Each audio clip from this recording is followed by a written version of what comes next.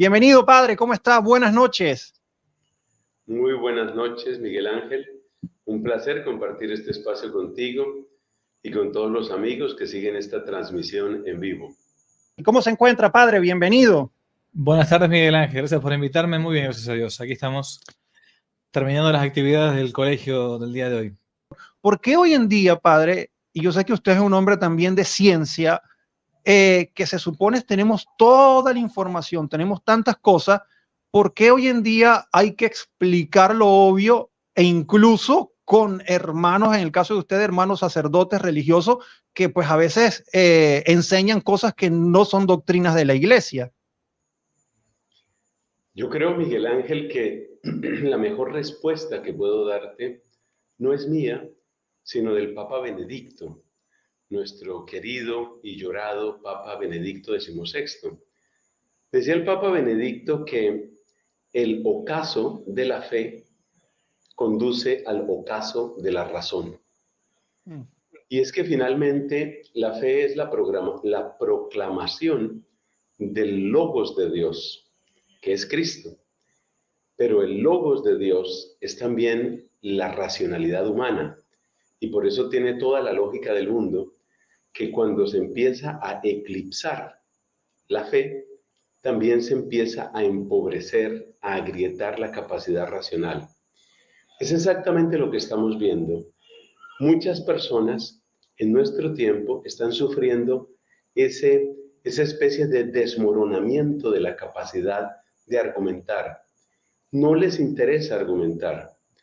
Responden a los argumentos con insultos o responden a los argumentos con anécdotas o con sentimientos. Hace poco, por ejemplo, estaba en una breve chat con una señorita que ha pasado por una serie de circunstancias difíciles, conflictos familiares, y realmente toda la actitud de ella era esto que nos han dicho muchas veces: me siento ofendida, me siento juzgada. Y a partir de me siento, a partir del sentimiento, la persona se bloquea, ya no quiere oír nada más. Entonces yo creo que la explicación va por ahí. Nosotros le cerramos la puerta al Logos de Dios en la fe y terminamos cerrando la puerta a la capacidad misma racional que se supone que es el terreno común entre todos los seres humanos.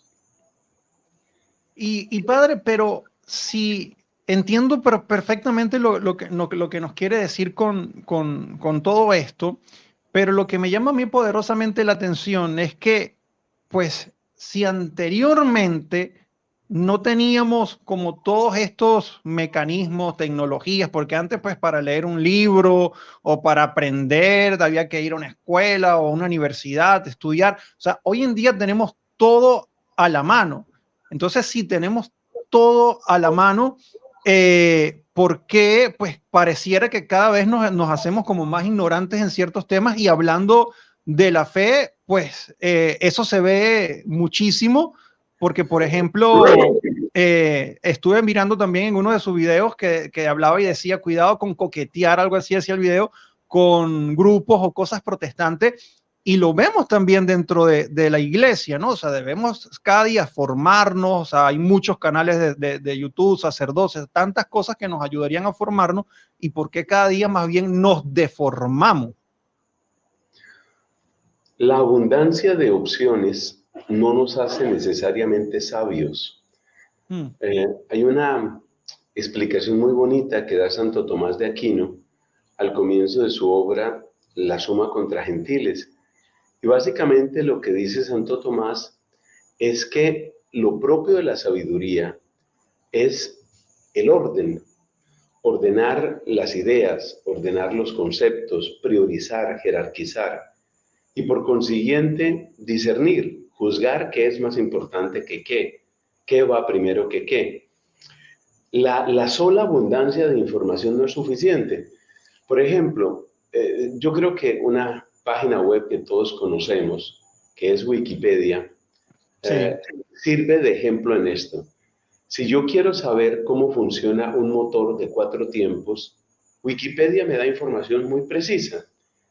Si yo quiero saber, en cambio, si el aborto es un crimen, Wikipedia solo me va a presentar un abanico de opiniones en el mejor de los casos, porque también está demostrado que muchos medios de Internet, sobre todo los que dependen radicalmente de inteligencia artificial, pues toman opciones cada vez más en línea con lo que a veces llamamos nuevo orden mundial. Pero supongamos que hay una representación equitativa de opiniones, pues lo que uno encuentra es opiniones. Es más o menos como que yo entrara a un restaurante y me dicen, mira, si quieres puedes comer esta carne, o si quieres este veneno, o si quieres esta pasta, o si quieres esto para matarte, ¿sí? Y ese es el mundo en el que estamos. Y por lo tanto, sin capacidad de discernimiento, estamos sometidos a la tiranía de las opiniones y de las mayorías, que por supuesto es una luz muy pobre cuando se trata de encontrar lo que es conveniente y separarlo de lo que es dañino. O sea que el exceso de información, que es en últimas lo que tenemos en nuestro tiempo, no es suficiente para asegurar una vida sabia ni una vida mejor. Entonces la primera pregunta es esa, padre. ¿Por qué existe pues ese tipo de confusión? Pues si es una sola iglesia, una sola fe, ¿por qué pues hoy en día existen en las diversas comunidades que pues siempre han existido porque la iglesia es plural, pero por qué hoy en día hay tanta confusión dentro de la misma iglesia que unos creen una cosa y otros dicen y predican otra cosa? Bueno, en gran parte por la falta grande de formación que tenemos a nivel católico. Tenemos una enorme deficiencia doctrinal, y esto uno lo ve no solamente de parte de los laicos, digamos, sino también de parte de los sacerdotes, que lamentablemente en una parroquia se predica una cosa, en otra parroquia se predica otra cosa, y al final de cuentas, es lo que yo siempre digo, uno a veces cuando va a misa, parecía ser que en una parroquia es una iglesia y en otra es distinta, o sea, es como si fueran más que dos iglesias. Diría, a veces hay hasta la conciencia de que hay dos religiones distintas. Yo pongo un ejemplo Sí. y una anécdota por si sirve. A mí siempre me escriben para preguntarme, padre, bueno, yo me estoy convirtiendo a la fe católica, ¿qué puedo hacer? ¿Dónde puedo ir? Bueno, entonces yo pregunto, bueno, ¿en qué lugar del mundo está? Porque no es bueno, me encuentro en, qué sé yo, no sé, pongamos Houston, Texas, pongámosle, no sé. O me encuentro en Salamanca, en España. O me encuentro en Bogotá, Colombia. Bueno, en fin. Entonces ahí empiezo a buscar una red que tengo armada yo de sacerdotes amigos para decirle a qué parroquia pueden llegar a ir, ¿no? Porque tampoco puedo estar yo mandando a alguien, a alguien que está de cero, que está convirtiendo, que justo tenga la mala suerte de caer en una parroquia donde hay un cura medio trasnochado, medio despistado, que le va a predicar cualquier tontera. Entonces trato de buscarle un lugar donde vaya a escuchar la fe católica como está en el catecismo, ¿no? Bueno, pero eso en gran parte, si eso pasa con nosotros los sacerdotes, los curas, ¿cuánto más con los laicos? Que del catecismo que han recibido, seamos sinceros, han recibido quizás la formación elemental básica, en el mejor de los casos buena, pongámosle, que recibieron para su primera comunión. Imagínense de ahí en adelante lo que sucede. Bueno, entonces en gran parte la confusión que hay hoy en la Iglesia Católica es por esa falta de formación grande que tenemos hoy los católicos.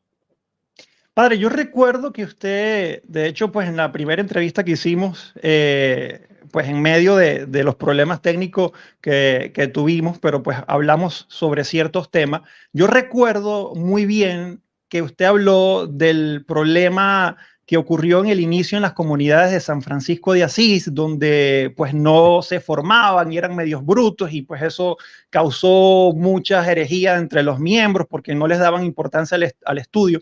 Eso está ocurriendo hoy porque lo veo palpable, ¿no? En lo que estamos sintiendo en la iglesia, en algunas comunidades. Sí, pero hay una gran diferencia. San Francisco, a ver, yo por las dudas, para el que no estuvo en el otro vivo, conté una anécdota muy cortita Sí. de TV. San Francisco tuvo una gran dificultad al inicio de su orden religiosa, los hermanos menores.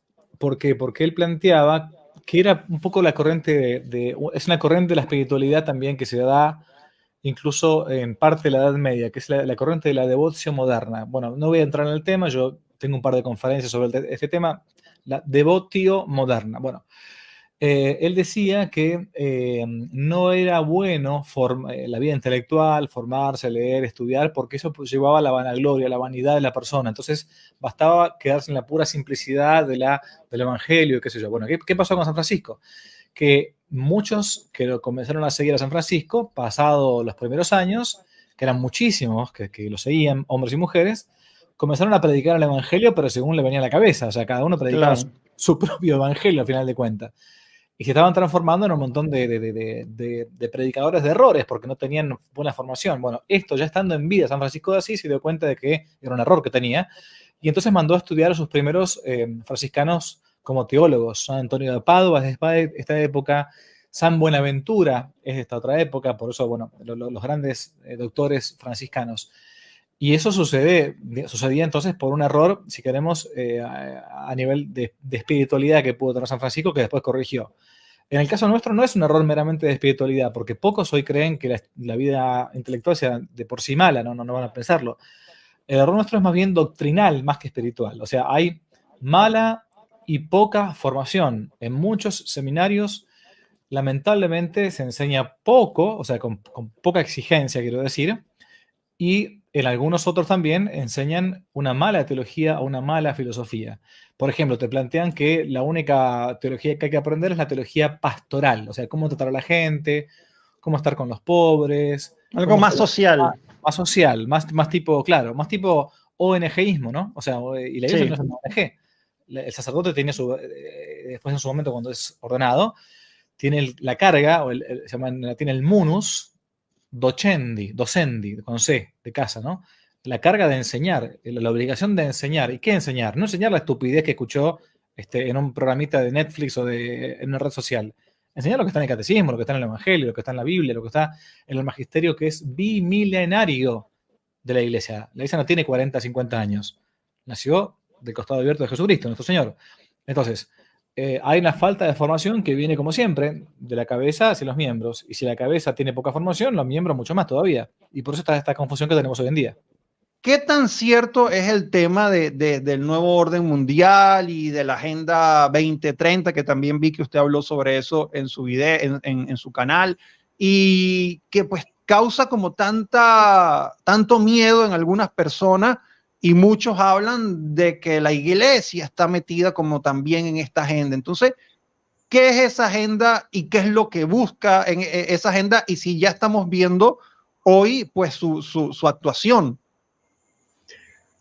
Tu pregunta, Miguel Ángel, es amplísima. Yo creo que tal vez tendremos que responderla como por partes. Lo primero, sobre este tema de orden mundial, yo quisiera mencionar tres cosas. Diríamos a manera de invitación, a manera de introducción. Lo primero es que si uno mira la realidad legislativa y parlamentaria en muchos lugares del mundo, uno se da cuenta que hay una serie de coincidencias que son muy difíciles de explicar.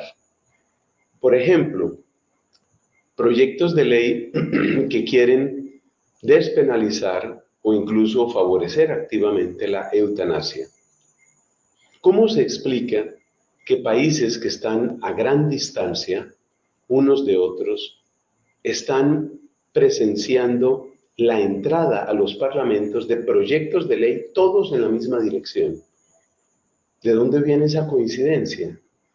O como alguien preguntaba con mucha agudeza, ¿a quién beneficia eso? ¿Quién se está beneficiando de eso? Ese es un punto para pensar. Otro punto para pensar. Démonos cuenta que los medios de comunicación, entre los cuales creo que ya hay que incluir las redes sociales, a pesar de que siempre se dice que las redes sociales son la independencia de la persona, que la persona es la que desde su espontaneidad presenta lo que quiere presentar. Ese sería tema para otra conversación, pero en la práctica las redes sociales son una prolongación y una especie de actualización de los medios de comunicación tradicionales. Y nos damos cuenta que la capacidad de penetración de los medios de comunicación, pues prácticamente no tiene límites, especialmente desde que utilizamos estos aparatos. Hace unos pocos años, estaba junto con unos amigos realizando una misión de Semana Santa en una zona rural de Colombia. Y todavía muchos de nosotros en esa época teníamos la idea de que las zonas rurales, un poco aisladas, con sus tradiciones familiares, con su devoción popular, estaban preservadas o estaban menos afectadas por ciertas influencias, ciertas tendencias, como por ejemplo ideología de género. Y nos decía el párroco que en uno de los colegios públicos del centro urbano, el pequeño centro urbano al que llegan muchos chicos y chicas, en ese pequeño centro urbano había en ese momento una especie de epidemia, lo decía metafóricamente, una epidemia de homosexualismo, de manera que algo así como un 30% de estas niñas, en su mayoría campesinas, se consideraban bisexuales o se consideraban lesbianas abiertamente. Wow. Entonces, esa fue mi misma expresión, lo que tú estás haciendo ahora. Entonces, cuando hay unos instrumentos de penetración tan supremamente poderosos que son capaces de llegar hasta los últimos rincones literalmente, pues uno sabe que hay una herramienta que efectivamente puede imponer una determinada agenda. Y el tercer elemento que pongo a consideración de todos, para que veamos por dónde va esto del nuevo orden mundial, es ver cómo las ayudas económicas están condicionadas muchas veces por elementos culturales que se quieren imponer. Yo recuerdo en la época en que en Estados Unidos era presidente Barack Obama, se presentó una tragedia, una situación humanitaria muy difícil en Kenia. Y sabemos que algunos de los antepasados, bastantes generaciones atrás, unas cuantas generaciones atrás de Barack Obama, pues tienen que ver con Kenia. Sí. Entonces, el gobierno de Kenia, pues sin poner eso como primera línea de argumento, pero pidió ayuda a los Estados Unidos de América. Y Estados Unidos de América dijo, sí, estamos dispuestos. Pero, entonces viene una condición amarrada, ¿no? Pero necesitamos que se liberalicen tales temas que tienen que ver con pareja, familia, reproducción, lo que ellos llaman derechos de la mujer, etc. Es evidente entonces que estamos frente a fenómenos que trascienden lo puramente regional y lo puramente nacional. Y cuando tú trasciendes el nivel puramente nacional y los cambios son globales, pues, ¿qué quieres que te diga? Eso se llama nuevo orden mundial, es un orden mundial o un desorden mundial, pero en todo caso es una realidad mundial. Así que quiero repasar estos tres elementos. En este momento siento un ruido, no sé si tú me escuchas. Yo creo que mi micrófono usted puede seguir, yo salgo y vuelvo a entrar. Bueno, muy bien. Listo. Entonces, yo quisiera destacar esos tres elementos que nos hablan propiamente de lo que es nuevo orden mundial. Primero, la presentación de proyectos de ley completamente paralelos, completamente semejantes en distintos países. Segundo, la capacidad increíble de penetración que tienen los medios de comunicación, lo cual hace que allí donde hay medios de comunicación, pues ahí hay poder económico que financia estos medios y poder económico que tiene expectativas de retorno, de lucro de esos mismos medios. Y en tercer lugar, pues observar ese fenómeno que a través del Fondo Monetario Internacional o de otras instituciones bancarias que tienen alcance global, pues se pretende imponer agendas específicas. Así que, por favor, dejemos de decir, como algunos dicen, que estos son conspiraciones de los conservadores, los tradicionalistas, la Iglesia Católica. No, estoy presentando hechos y hechos que demuestran que efectivamente sí hay una pretensión de influir, de impactar culturalmente y axiológicamente, o sea, en términos de valores, prácticamente en todos los países del mundo. Esto es algo que ya no se debe negar y que no debe ser motivo de más discusión. Una expresión adicional de ese nuevo orden mundial, que creo que aquí llegaríamos a la otra parte de tu pregunta, de tu inquietud, es lo que se llaman los Objetivos de Desarrollo Sostenible, los 17 famosos Objetivos de Desarrollo Sostenible que aparecen en la Agenda 2030, los cuales nos presentan un panorama muy desigual, en el sentido de que hay elementos que claramente son deseables por todos nosotros, pero hay otros elementos que creo que deben ser cuestionados. Sin embargo, yo terminaría mi intervención aquí, esta intervención, y quisiera, Miguel Ángel, si te parece, que perfilaras tu pregunta específica ya con respecto a Agenda 2030, si te parece. Padre, obviamente, pues ya conociendo esta mala formación que por supuesto viene desde los seminarios y por supuesto si uno tiene como fiel de la iglesia un pastor que no nos enseña bien y si no tenemos la capacidad pues de instruirnos, de buscar, de leer por nuestra propia cuenta, por supuesto que vamos a seguir los que nos enseña nuestro pastor, nuestro párroco, ¿no? Pero pues ahora entrando como si en una formación, porque pues este en vivo pues lo van a ver personas que pueden abrazar mucho la onda carismática, otros quizás algo más tradicionalista. Y precisamente pues yo tengo muchos amigos que pues abrazan, pues si se puede decir, ambas corrientes dentro de la iglesia, ¿no? Y, por ejemplo, está padre, y quiero que nos aclare y nos hable sobre este tema, porque pues yo pues, vi por allí en un clip de uno de sus videos que decía que el modernismo era una de las más grandes herejías, ¿no? Y quisiera saber precisamente a qué modernismo se refiere para ver si se puede entender realmente cuál es ese modernismo peligroso que está dentro de la iglesia, ¿verdad? ¿Por qué? Porque hay gente que muy tradicionalista, de misa tridentina, de pues todo antes del Concilio Vaticano II, o sea, como que quieren proteger todo esto, ¿no? Y viven su fe a esa manera y ven inclusive el Nuevos Ordus y todo como algo muy malo. Y está, pues, la gente que es extremadamente, pues, muy carismática, que ve en lo tradicional algo ya como pasado de moda. Entonces, ¿cuál es el punto donde uno realmente puede vivir una fe pues real sin caer en ese modernismo peligroso o caer quizás en un tradicionalismo ya cayendo pues dentro de muchas sectas que han ocurrido, pues inclusive cismas por tratar mucho de proteger ese tradicionalismo? No sé si me comprenda la pregunta. Totalmente. Bueno, a ver, no todo el mundo tiene que saber todo, entonces yo voy a tratar de ser muy, intentar de ser lo más pedagógico que pueda. Sí. El modernismo no es una herejía, valga la redundancia, moderna, o sea, de ahora, quiero decir, de estos días, contemporánea.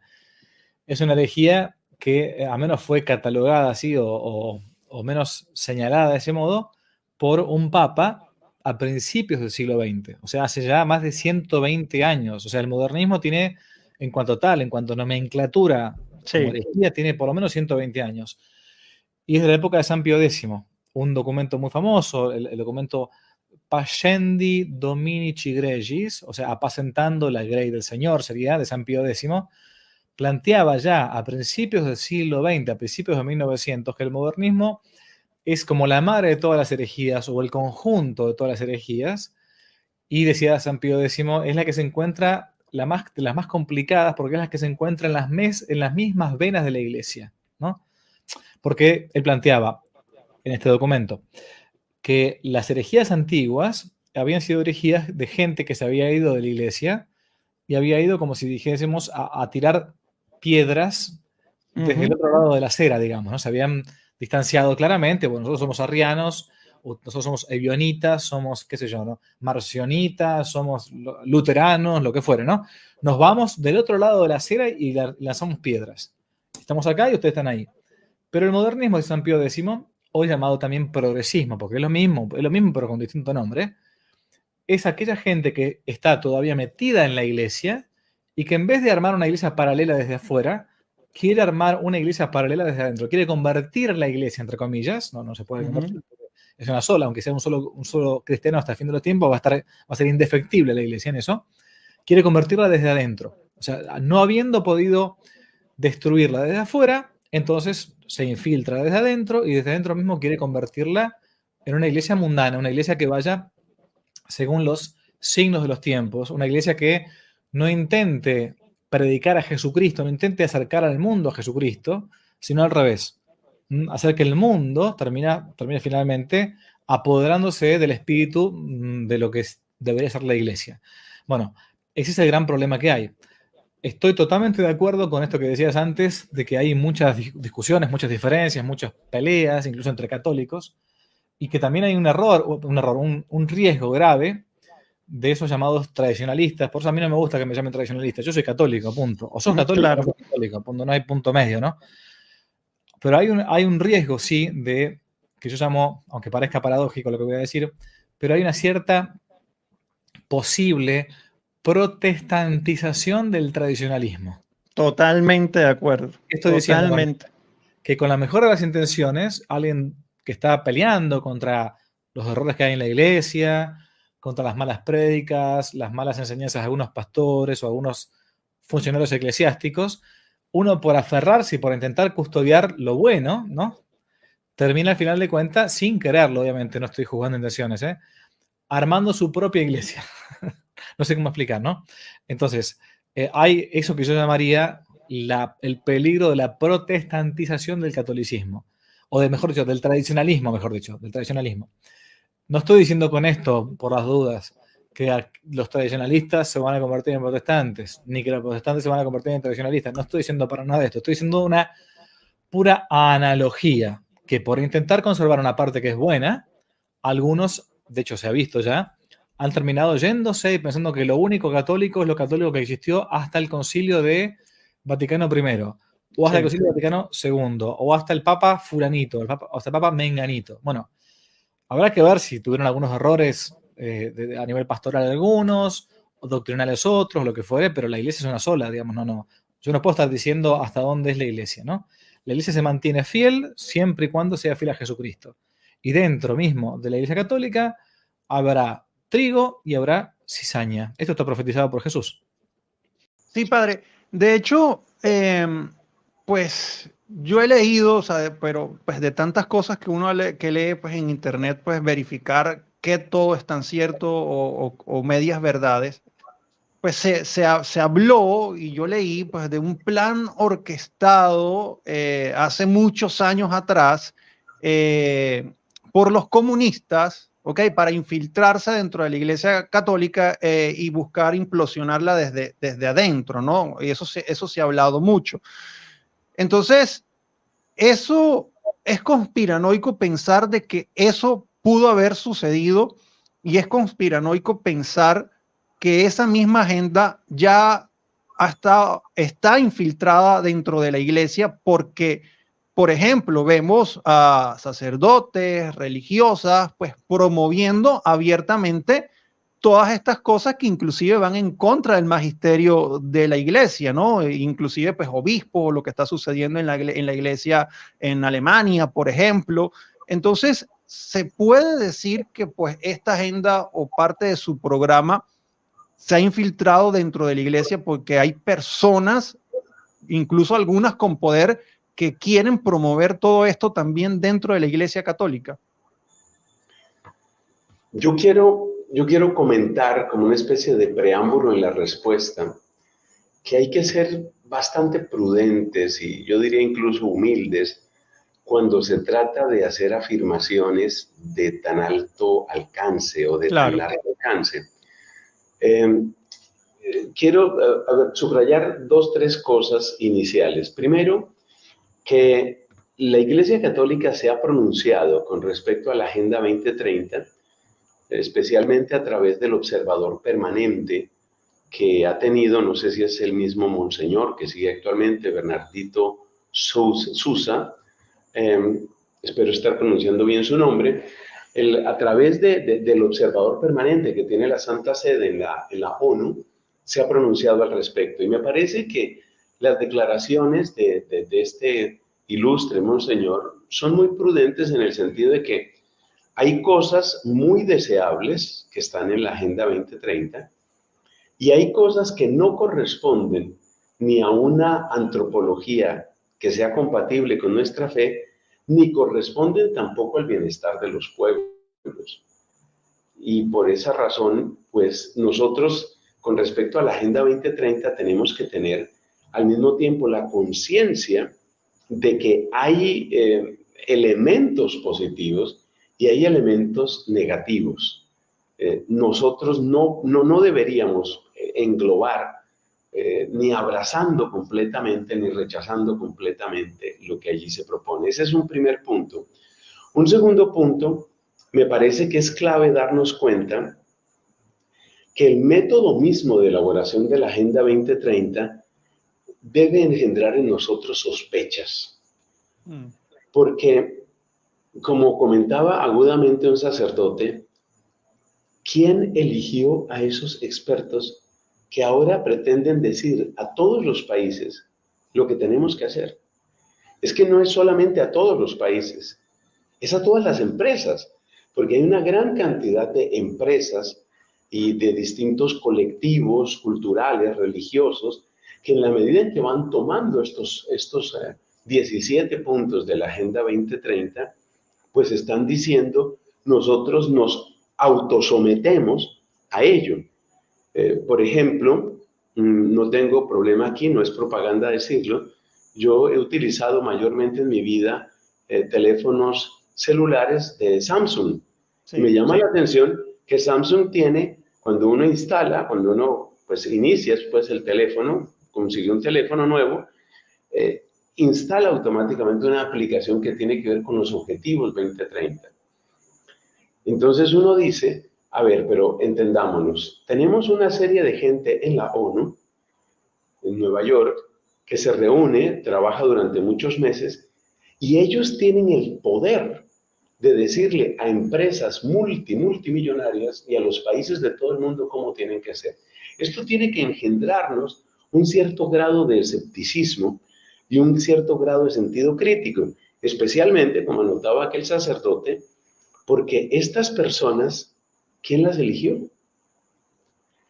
Se dice que nuestras democracias son un poco ficticias.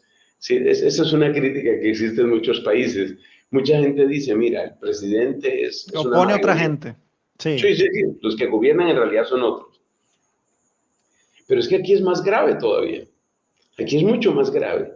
Porque por lo menos con los presidentes o con los senadores o representantes, o bueno, lo que haya en cada país, todavía queda una especie de rescoldo de honestidad en decir, bueno, fue la gente que nosotros elegimos. Pero ¿quiénes son esas eminencias grises que están ahí reunidas y que de repente sacan un documento y dicen, esto es lo que hay que hacer? A ver, ¿a ti quién te eligió? ¿A ti quién te dio poder para que decidieras sobre las familias del mundo, sobre las economías del mundo, sobre el futuro mismo del mundo? Entonces, yo creo que mi primer punto era, no podemos condenar en bloque ni abrazar en bloque. Segundo, sí debemos tener una actitud genérica de escepticismo, por las razones ya expuestas. Y en tercer lugar, tenemos que estar en guardia con respecto a las consecuencias de aquellos que no se sometan, y entre esos estamos muchos, que no nos vamos a someter, que no queremos someternos, especialmente a aquellos puntos, obviamente, que están en contra de nuestra conciencia y de nuestras convicciones. Es decir, ¿cuáles van a ser las consecuencias de ese no someterse? Esa es una pregunta que también está abierta, que no se ha respondido adecuadamente y que apunta a algo realmente temible, temible por razones filosóficas, sociológicas y teológicas, que es el famoso gobierno mundial. ¿Qué quiero decir con esto? Apenas voy a anunciar la idea. Si existe una entidad mundial que adquiere la capacidad de castigar a quienes no se sometan, eso es un gobierno mundial.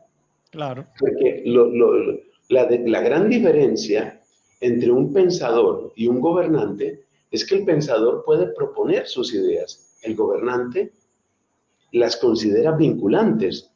Y eso significa que ese gobierno, si existe, ese gobierno mundial o esa entidad macronacional, pues en el fondo está adquiriendo características de un gobierno universal, de un gobierno mundial, con todo lo que esto implica.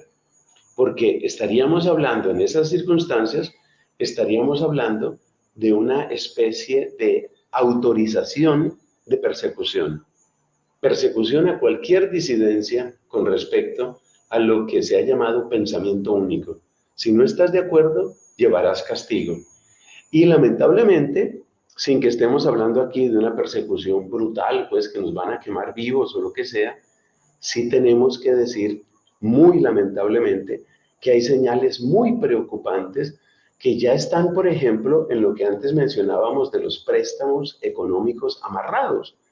El hecho de que te digan, te excluimos del sistema financiero, ese es el asesinato económico de un país, por ejemplo. Entonces, sí hay síntomas preocupantes y creo que es nuestro deber permanecer sin paranoia, pero permanecer muy despiertos frente a lo que está sucediendo. Hay comunidades donde las personas dicen recibir mensajes de la Virgen, de Jesús, y que Jesús me dijo, y que la Virgen te manda a decir tal cosa, por ejemplo, que cargamos los pecados de nuestros antepasados, o sea, lo que llaman maldiciones intergeneracionales. Yo sé que usted hizo un video sobre eso también. Y a pesar que usted ha hecho videos sobre eso, yo he entrevistado a sacerdotes y hemos hecho videos sobre eso.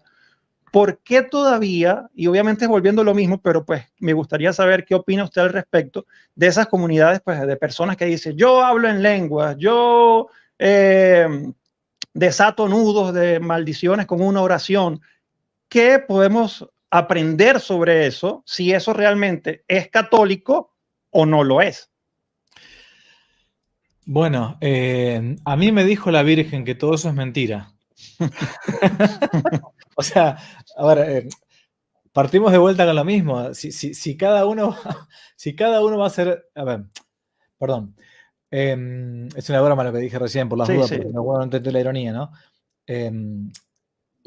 Hay un autor impío, masónico, bueno, o premasónico, mejor dicho, que fue Voltaire, un revolucionario francés, ¿no? que preparó la Revolución Francesa, que decía que la diferencia entre un católico y un protestante, Voltaire era un impío, ¿ok? Era un tipo malvado, pero era un tipo que se reía de todo y de todos. Entonces él decía, la diferencia entre un católico y un protestante es que los protestantes no tienen un papa. Ellos son el papa para cada uno. O sea, cada uno es su propio papa, digamos, ¿no? Bueno, sí. ¿Qué sucede? Cuando uno comienza a ser el propio juez en su propia causa, ya comienza a perder todo tipo de objetividad. Por eso es que siempre la Iglesia, en el ámbito de los carismas o los dones preternaturales, siempre ha planteado que los carismas o los dones que existen, que pueden existir, no es uno mismo el que posee esos dones o ese carisma quien puede decir yo tengo este carisma, ¿no? Yo tengo este don. Y por eso es que hay un cierto filtro, filtro importantísimo es el tiempo mismo, para ver si realmente eso es de Dios, si eso es del demonio, porque también perfectamente el demonio puede hacer curaciones. O sea, el demonio tiene potestad sobre el ámbito corporal y puede hacer que si yo me hago no sé, una herida, porque alguien me corta, puede hacer que la naturaleza humana rápidamente acelerar el proceso de curación y hacer como, ¿cómo se llamaba de los X-Men que se curaba rápidamente? Wolverine, exactamente. Se curaba rápidamente. Bueno, eso el demonio lo puede hacer perfectamente. O puede hacer que uno le pase una gripe o un dolor de cabeza, el demonio. Y después también mejor dicho, hay gente que por nuestra propia sensibilidad, que capaz que no usamos toda nuestra sensibilidad, o por cierto desorden afectivo que pueda tener, o sensible, o por cierto don adquirido por familia, genético, tenga potestad para poder llegar a curar. Eso, entonces, Dios, el demonio o la naturaleza misma. La naturaleza de nuestra propia caída, que puede ser ordenada o desordenada, no importa. Pero ¿por qué digo todo esto? Porque la Iglesia siempre, cuando se trata de estos temas, de estos fenómenos, plantea que hay que ver en un proceso, con un cierto tiempo, ¿sí?, si el inicio, el medio, el fin de esa curación, de esa visión, de esa aparición, de esa profecía, o lo que fuere, es siempre bueno. Porque, por ejemplo, un motivo concreto. Si yo soy, a ver, pongámosle que de un día para otro yo soy sanador. Entonces empiezo a sanar a la gente. Y resulta que después de esa sanación yo comienzo a ser una persona pública y a partir de la persona pública que me empiezo a convertir, empiezo a creerme el personaje, ¿ok? Entonces empiezo a ser una especie de showman. Y no estoy llevando a la gente a Jesucristo. Sí. Estoy llevando a la gente a mí, en realidad. ¿Ok? Es más, la gente no está buscando que ese sea el camino para su conversión. Está buscando nada más que la sanación física. Bueno, eso perfectamente lo puede hacer el demonio. Porque el demonio a veces está buscando que solamente se acerquen nada más que al ámbito puramente de la naturaleza caída o al ámbito del pecado de una persona. Por eso es que la iglesia tarda tanto tiempo a probar las apariciones, ¿no? O apariciones, digo, o revelaciones privadas, o decir si alguien es o no sanador. Por eso el autoproclamarse profeta, nadie se autoproclama profeta. En todo caso lo proclama Dios o lo proclama la iglesia, ¿sí? Así es. Pero esto ha surgido mucho a partir de movimientos pentecostales que lamentablemente se han mezclado en ámbitos carismáticos, esto es verdad. Entonces cada uno se le ocurre que yo soy... Entonces todo el mundo impone manos. La posición de manos, por ejemplo, es propio del sacerdote. La iglesia se ha encargado de decir que los laicos no deben imponer las manos porque es un signo propio sacerdotal. Pero fíjate en cuántos lugares se sigue haciendo esto. Entonces, ¿dónde está la docilidad o la obediencia o la cautela respecto a ese supuesto sanador o lo que fuere? A ver, no hay ningún... Es como dicen, se dice siempre en los libros de espiritualidad, ¿no? En el cielo no todos los santos que están en el cielo fueron vírgenes. En el cielo no todos fueron, no sé, mártires. En el cielo no todos fueron, no sé, sabios. En el cielo no todos fueron, no sé... Bueno, pero en el cielo todos los que están en el cielo fueron humildes. Bueno, entonces un signo concreto de eso... Perdona que te voy a contar una anécdota que capaz que sirve. Hay un episodio muy hermoso en la vida de un santo que yo quiero mucho, que es San Felipe Neri, que una vez la van a ver, el Papa de por entonces, San Felipe Neri es del año 1600, le pide el Papa por entonces, ya era un hombre con una fama de santidad muy grande, le pide que vaya a ver a una supuesta vidente, que era una monja, una madre superiora. Entonces, estaba en Roma, Felipe Neri era párroco, entonces va hasta el convento de esta monja. Cuando llega se encuentra en el convento con la primera monja que lo recibe, estaba lloviendo muchísimo, él venía todo embarrado, empapado con agua y todo, entonces le recibe la monjita y dice, sí, padre, buen día, buenas tardes, ¿qué viene a ver? Vengo a ver a la madre superiora de parte del Papa. ¿Cómo no? Tú me siento acá, y entonces bueno, se sienta todo mojado, embarrado, qué sé yo. Entonces aparece la monja, la madre superiora enseguida, en el momento, y dice, con aires todo así altaneros, y le dice, ¿quién me busca? Yo, madre, acá soy el padre Felipe. Y el padre San Felipe Neri estaba con la pierna arriba de un sillón, ¿no? Porque estaba todo mojado.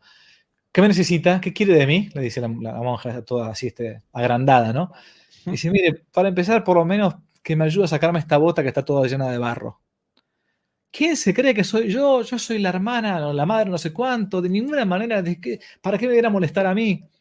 Dígame qué necesita de mí. Entonces el padre San Felipe Neri le dijo, mire, no, quizás me equivoqué, perdóname, quizás me equivoqué de lugar, yo no... No, soy la madre fulana, no, perdóname. Evidentemente, este no era el lugar que yo estaba buscando. Se vuelve a su parroquia, lo obra el Papa después de secarse, y el Papa le pregunta, ¿y padre Felipe, qué pasó con la vidente del convento? Mire, si es vidente, perdón, si es santa, no lo sé. Ahora, vidente seguro que no, ni tampoco debe ser virtuosa, porque le pedí una sola prueba de humildad y no fue capaz de hacerla.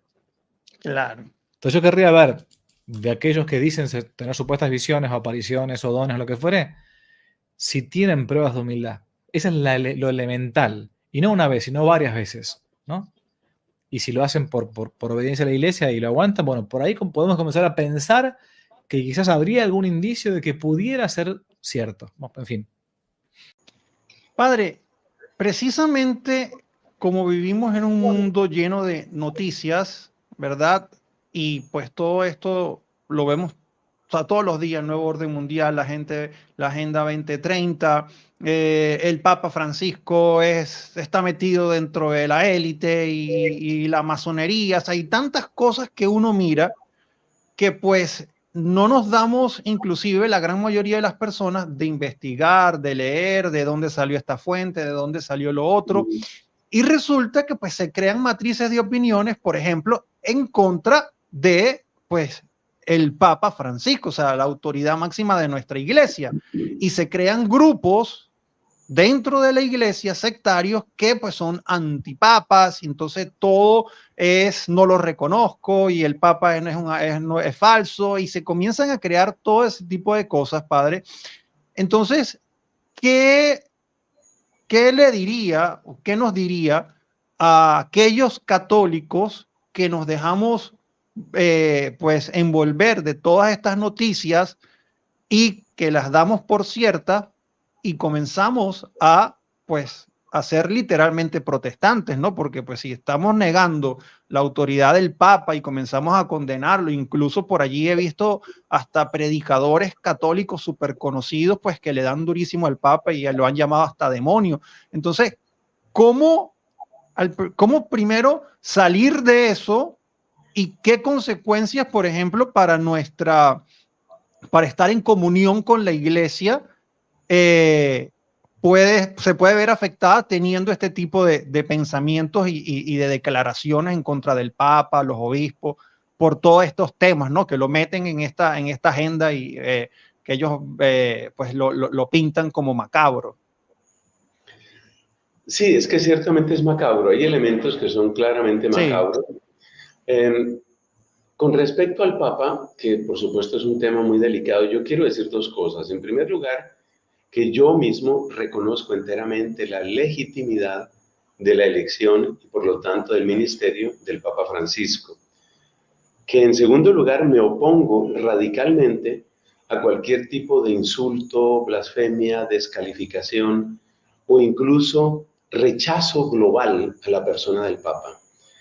Tercero, quiero decir que tal vez por mi formación, que ha sido en ciencia, en filosofía y en teología, yo ciertamente sí quisiera que el Papa fuera mucho más preciso y podríamos decir mucho más coherente en mucho de su enseñanza, porque si vivimos tiempos de confusión, pues uno de los lugares donde uno quisiera encontrar una máxima claridad es en el magisterio de la Iglesia.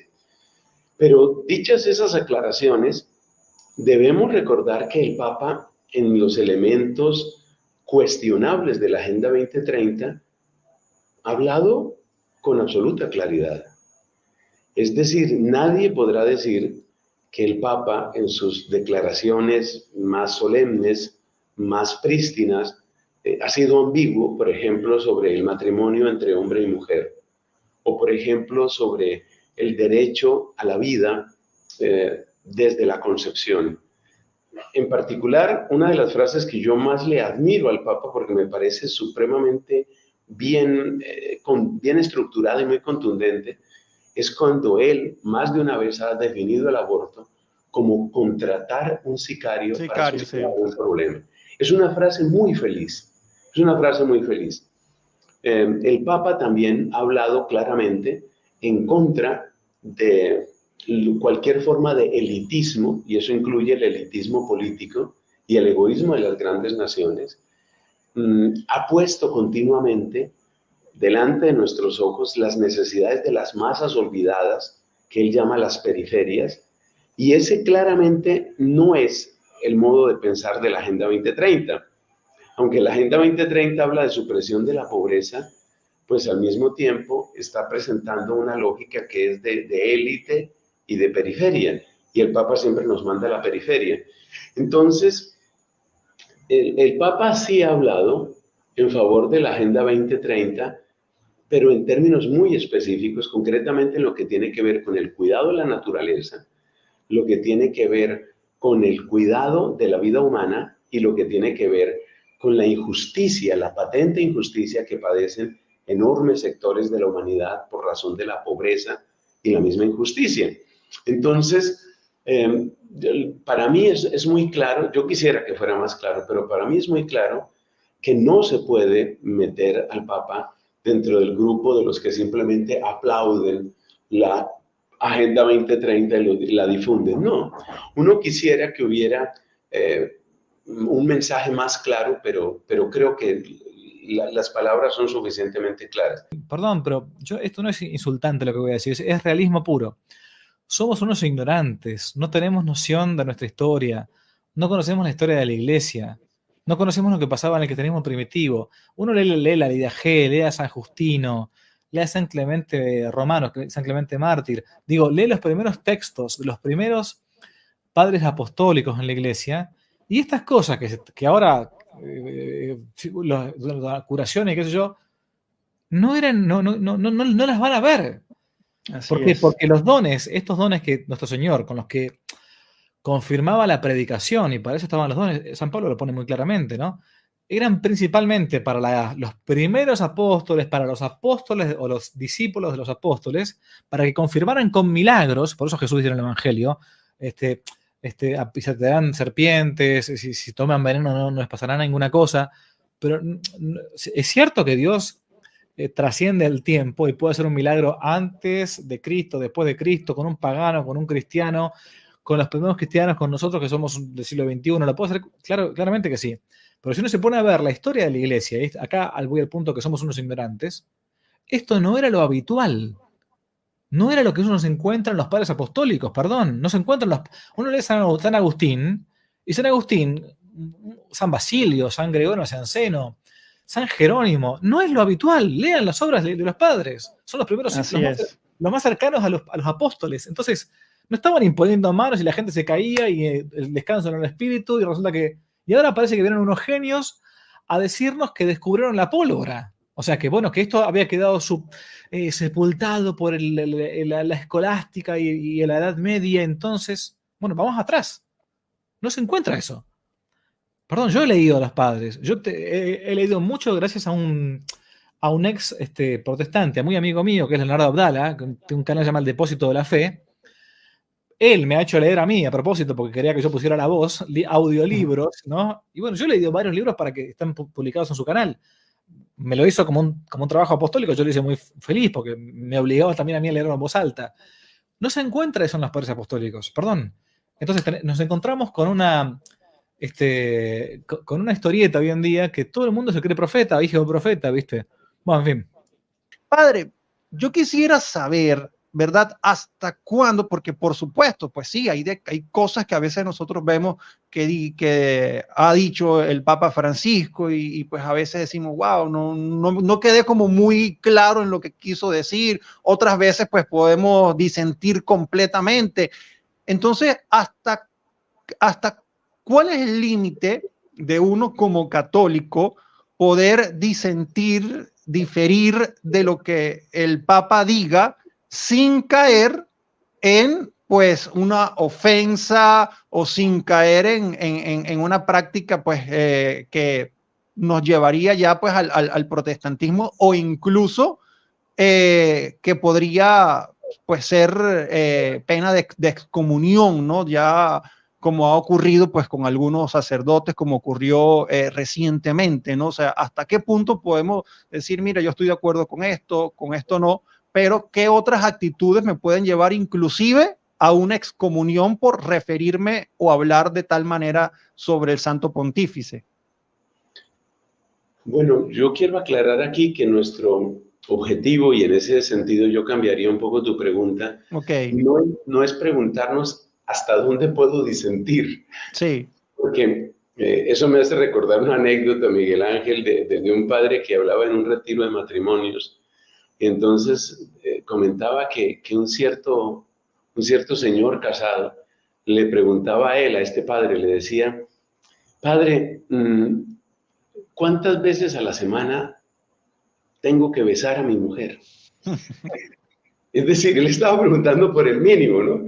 Como quien dice, con que la bese una vez al mes o una vez al año, el matrimonio sigue vivo. No, nosotros no debemos preguntarnos por el mínimo.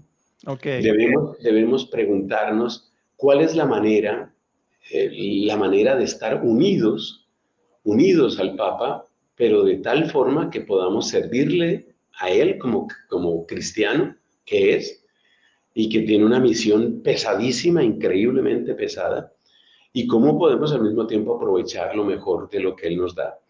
Yo quisiera ofrecer unos 3 criterios. Primero, hay unas líneas rojas. que no debemos cruzar nunca. Y esas líneas rojas yo las he visto cruzar, tú lo mencionabas ahorita, las personas que básicamente niegan el magisterio del Papa en bloque, las personas que niegan la validez de su elección en bloque, las personas que se declaran en desobediencia al Papa en bloque. Una última que tristemente pues ha tomado cierta relevancia son aquellos que niegan incluso toda la obra del Concilio Vaticano II. Sí. Niegan todo. Entonces nos quedamos con la liturgia de Trento, nos quedamos con el latín, esa es la única salvación de la Iglesia. Mira, Miguel Ángel, lo digo en todas partes, yo amo el latín, soy profesor de latín, todos los días, bendito Dios, publico el Santo Evangelio en latín y en el mismo programa en español y en griego, porque me parece que la gente tiene derecho a llegar al texto griego, al texto original. O sea, yo no tengo problema con la lengua, ni con la liturgia, ni con el gregoriano, pero llegar a esos extremos, es decir, convertir, por ejemplo, al latín o al gregoriano o a Trento, como una especie de bandera para atacar al Papa, es ruin y es absolutamente contrario al espíritu de unión con la Iglesia. Esas son las líneas rojas, es lo primero que hay que tener claro. Segundo, tenemos que tener claro que estamos ante un Papa que tiene características filosóficas y teológicas muy particulares. La verdad es que nosotros veníamos acostumbrados a una altura de lenguaje filosófico y teológico, yo diría por lo menos desde Pablo VI. Y si uno salta, que no se disguste conmigo Juan 23, pero si uno salta a Juan 23, Pío XII era increíblemente riguroso en muchísimas cosas. Entonces es una altura de lenguaje. Este es un papa que muchas veces ejerce su magisterio a través de entrevistas, respuestas espontáneas. Está en un avión, le preguntan algo, luego está en una audiencia, improvisa un poco, luego suelta una homilía sin leer un papel. Eso lo hacemos muchos sacerdotes y estoy seguro que si alguien estuviera grabando mis palabras todo el día y toda la noche, también diría, oye, pero Fray Nelson, ¿cómo fue a decir esto, no? Claro. Y eso es lo que le pasa al Papa también, eso hay que entenderlo, que él no tiene una expresión rigurosa ni tan coherente como la que han tenido otros papas, y eso pues es lamentable. Y el tercer elemento que hay que tener en cuenta es que el afán pastoral del Papa, que es tratar de llegar a los que no, a los que están alejados, a los que están olvidados, a los que se pueden sentir excluidos, pues eso hace que su lenguaje sea un lenguaje que estira las palabras, a veces hasta el punto mismo de rompimiento. Por ejemplo, la insistencia del Papa, que le ha salido varias veces, en decir todos pueden entrar en la iglesia. Eso en principio es cierto, porque la misión de la iglesia es universal.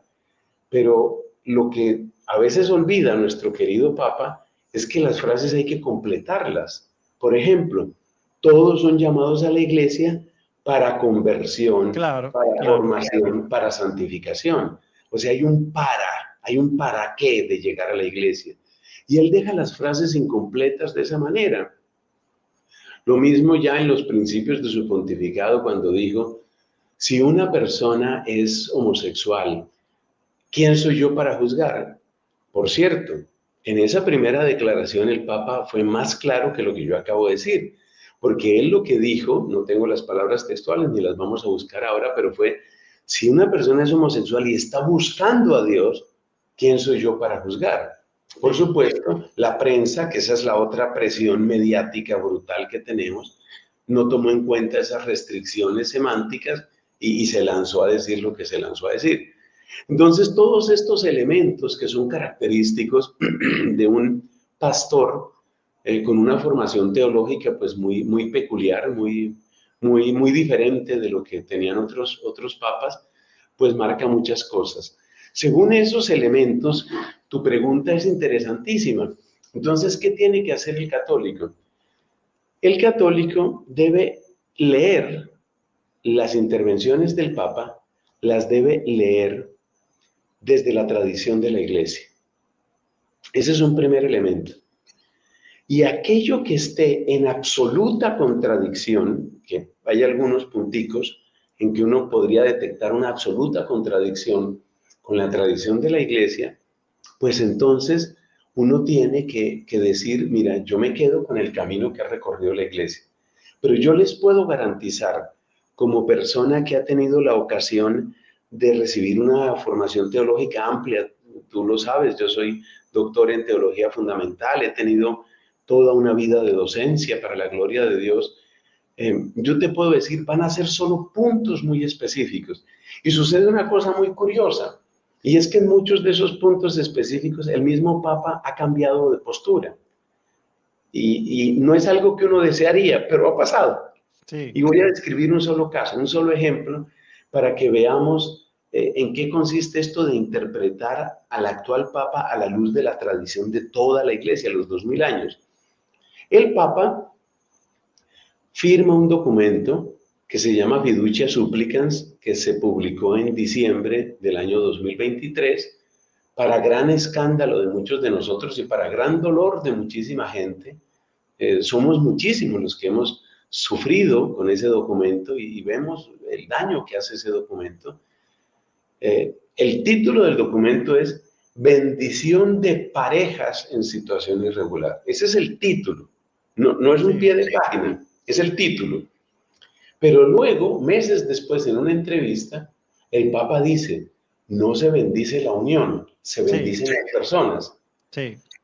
A ver, ninguno de nosotros es tonto. Nosotros sabemos que hay una contradicción ahí.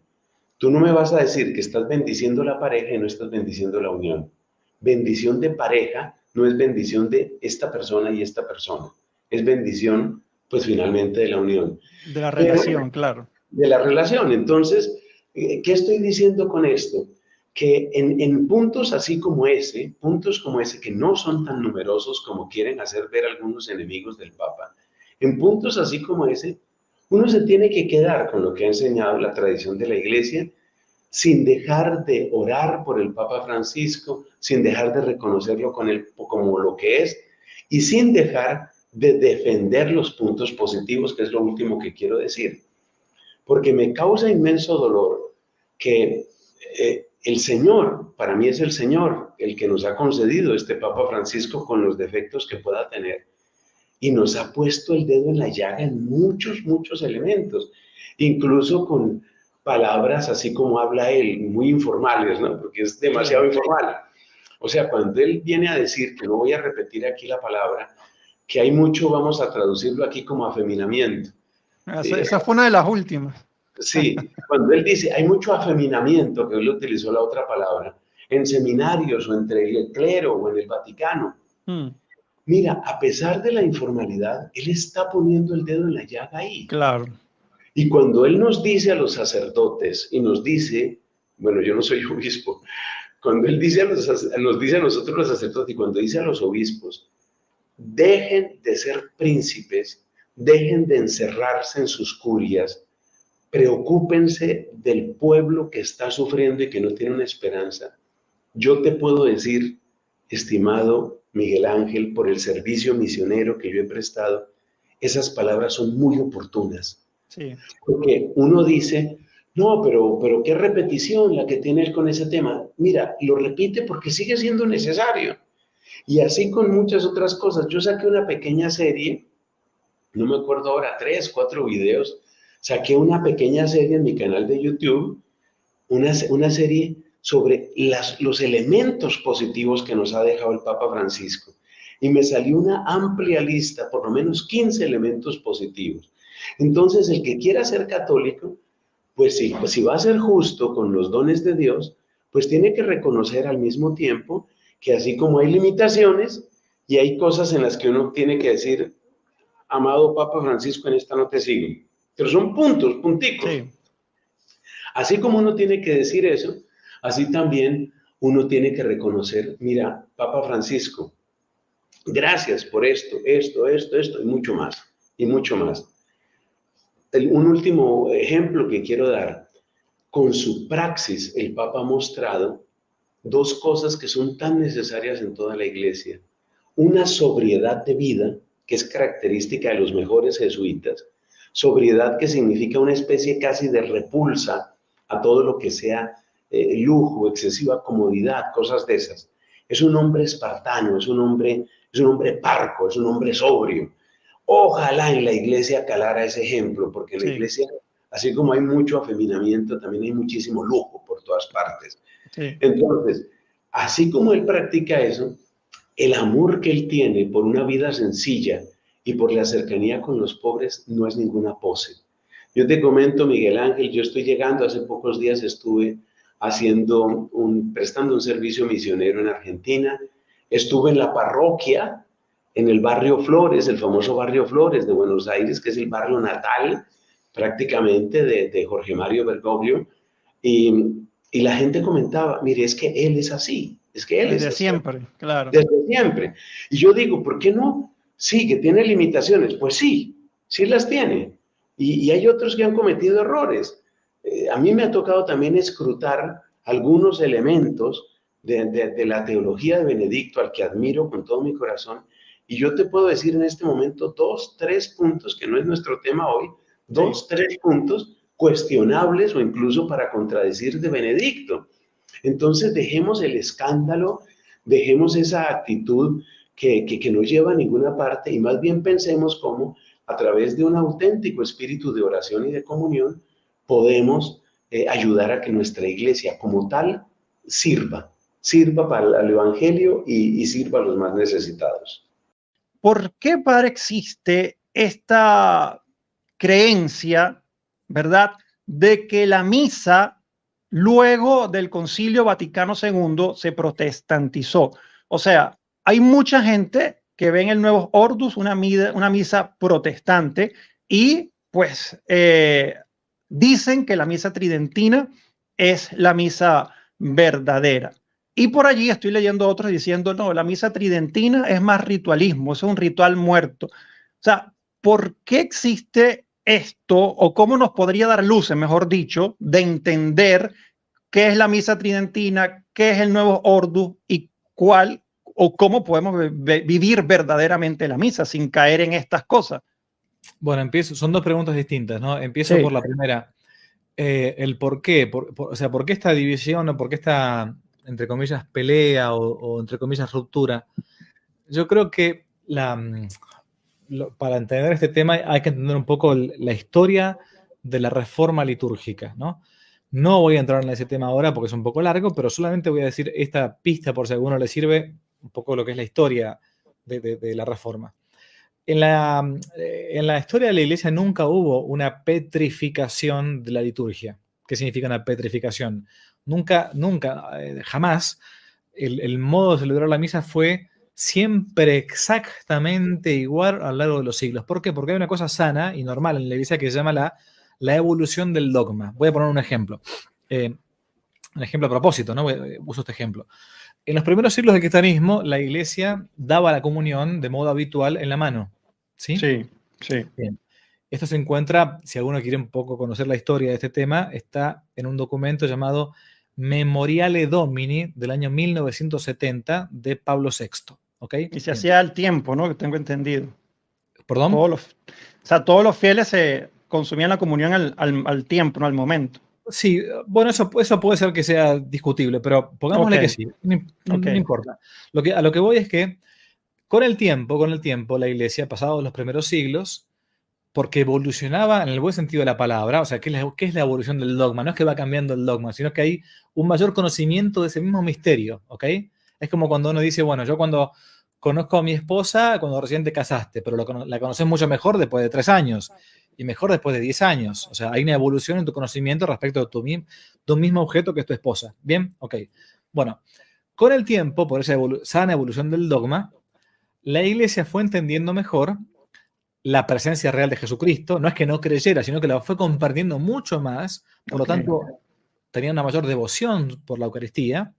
A su vez, entendía que la posibilidad de dar la comunión en la mano daba también la posibilidad a que se dieran las posibles profanaciones de las especies. Como ocurre hoy. De las especies eucarísticas, y a su vez que se perdiera poco a poco la devoción, pues si uno como que se acostumbraba por eso. Entonces, estoy resumiendo nada más, ¿eh? Sí.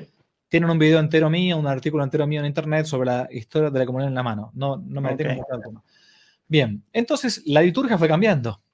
Y desde Roma hacia afuera, como sucedió siempre con la liturgia, comenzó a plantear la liturgia romana, desde Roma hacia afuera, desde el papado hacia afuera, con el correr de los años, de a poquito, que la comunión fuera, tácate, en la boca. ¿Sí? Bien, fenómeno, excelente. Muy bien. O sea, la liturgia fue cambiando a partir de una realidad, pero eso fue muy lento, muy lento. A su vez, no era el mismo el modo en celebrar la Santa Misa en el año 800 que en el año 1500. Digo más, no era igual el modo de celebrar la Santa Misa para los dominicos que para los franciscanos. Misma época, en el mismo tiempo. Son órdenes que nacen casi al mismo tiempo, paralelamente. Después, no es lo mismo la misa que se celebraba en Milán, Italia, el norte de Italia, que se celebraba, por ejemplo, en España. No es lo mismo en Toledo, no era igual. ¿No? Bueno. Después del Concilio de Trento, viéndose la necesidad de unificar el rito romano, uno de los tantos ritos que hay en la Iglesia Católica, no es el único, nosotros conocemos nada más que el rito romano, pero hay un montón, no sé si hay más de 30 ritos en toda la Iglesia Católica. Bueno, se planteó que había que codificar de alguna manera la liturgia, ¿no? Comenzando desde Roma, unificándola hacia afuera. Bueno, pero a su vez, esa codificación litúrgica se dio de modo muy paulatino, tomando lo mejor de cada cosa, sacando lo que parecía ser accidental, bueno, en fin. O sea, fue toda una evolución sana, lenta, despacio, que se culminó en la liturgia. Que a su vez, por cierto, digo para aquellos que no conocen de liturgia, no quedó petrificado en el Concilio de Trento. Hubo también modificaciones posteriores, muchas modificaciones al misal, hasta el que se conoce como el misal del año 1962. Bueno, en fin. ¿Qué pasó? En el Concilio Vaticano II se decidió, por un movimiento litúrgico que ya venía a principios del siglo XX, por cierto, en cambiar la liturgia romana. Y en vez de hacerlo de modo suave, paulatino, con el tiempo, hubo un cierto cambio muy drástico, muy fuerte de un día para otro, cambiando muchísimas cosas, no solamente el tema de la posibilidad de la lengua vernácula, o sea, poder dar la liturgia tanto en latín como en español, como en francés, como en chino, como lo que fuere, sino incluso cambiando muchas cosas, y algunos dicen en los documentos, incluso para acercar también a los que eran cristianos no católicos al catolicismo. Bien, sí. Entonces, este planteo drástico, fuerte, diría hasta revolucionario, en el ámbito litúrgico, causó una gran división en la Iglesia que hasta el día de hoy todavía estamos padeciendo. Sumado a que muchos han querido ver en el Concilio Vaticano II un cambio drástico de doctrina, como una especie de iglesia antes y después del concilio. Nadie antes hablaba de la iglesia antes y después de Trento, o antes y después de Nicea, o antes y después de Éfeso, o antes y después de Constantinopla, o de Esmirna, o de Florencia, o el Concilio de Florencia. O sea, no. La iglesia es una sola, o sea, uno puede hablar antes y después de Cristo en todo caso. Antes de Cristo no hay iglesia, después de Cristo hay iglesia. Bueno, pero entonces algunos han visto una especie de dialéctica permanente entre una iglesia preconciliar y una iglesia postconciliar. Y eso no puede existir nunca. Claro. La iglesia o es una, o no es iglesia. O sea, o hay una iglesia que es verdadera y las otras son falsas, o la que supuestamente decimos que es falsa es la verdadera y la otra es la falsa. Pero esa dialéctica que algunos han planteado viene ya hace muchísimas décadas, que a su vez cuando hay muchas divisiones dentro de algunos funcionarios eclesiásticos en la iglesia, tienden a veces a dividir. Yo digo, por eso reitero, ¿uno es católico o no es católico? ¿Sos católico si aceptas el credo? La verdad es que están resumidas, de modo resumidamente, obviamente en el Catecismo de la Católica, y no lo último que dijo tal obispo o tal funcionario eclesiástico, lo que dijo tal papa en una entrevista, eso no es no todo, a su vez, otra puerta de ignorancia, no todo lo que dicen un funcionario eclesiástico es magisterio de la iglesia, pero tampoco sabemos ni lo que es el magisterio. Entonces uno dice, uy, esto lo dijo fulano, entonces ya está fuera dentro de la iglesia, y parecemos protestantes. ¿Cómo va? A ver, por Dios, en fin. Gracias, hermano. Tocas un tema tan sensible que realmente uno solo quisiera llorar, callar y Sí. hacer penitencia. Pero hay que hablar sobre esto. Y yo quiero empezar por nosotros los sacerdotes. Quiero empezar por nosotros los sacerdotes. Porque nosotros, decía el santo cura de Ars, nosotros somos una creación del amor de Jesucristo, los sacerdotes. Y estamos llamados a ser en toda nuestra vida, no solamente en la liturgia, sino en toda nuestra vida.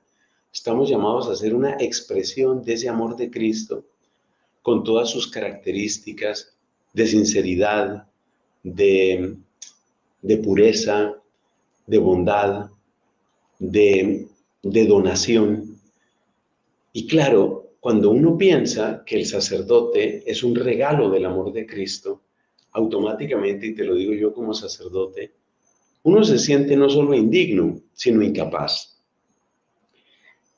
Una vez que uno se siente incapaz, como me pasa a mí, porque uno ve un poquito lo que es la misión del sacerdote, uno se siente incapaz.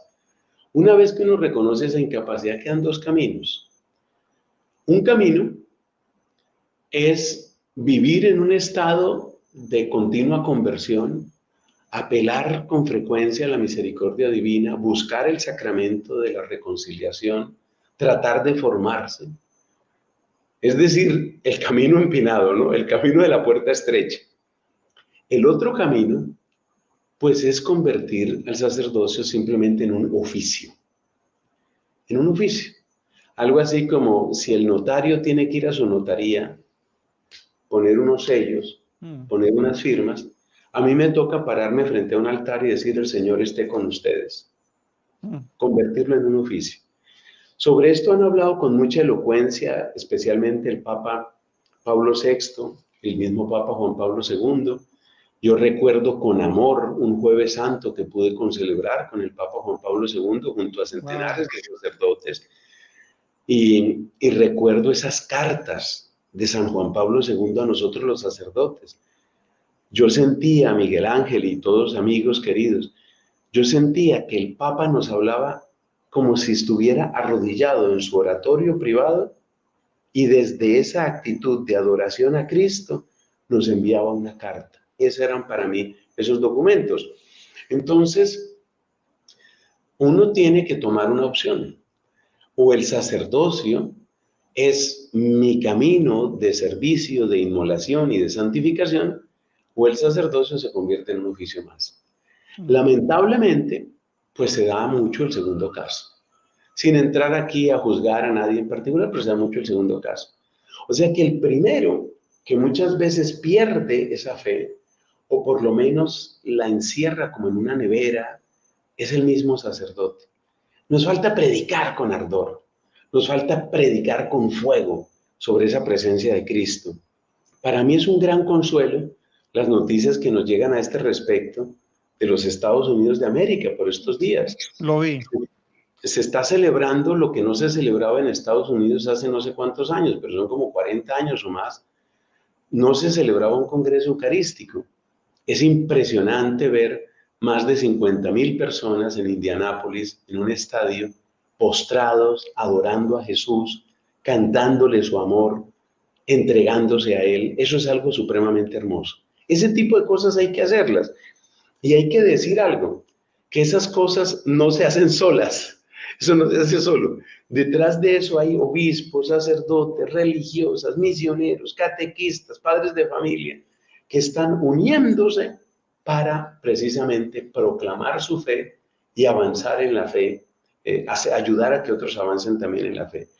Entonces, la falta de esas acciones y de esas predicaciones, pues hace que suceda lo que ya denunció el Papa Benedicto.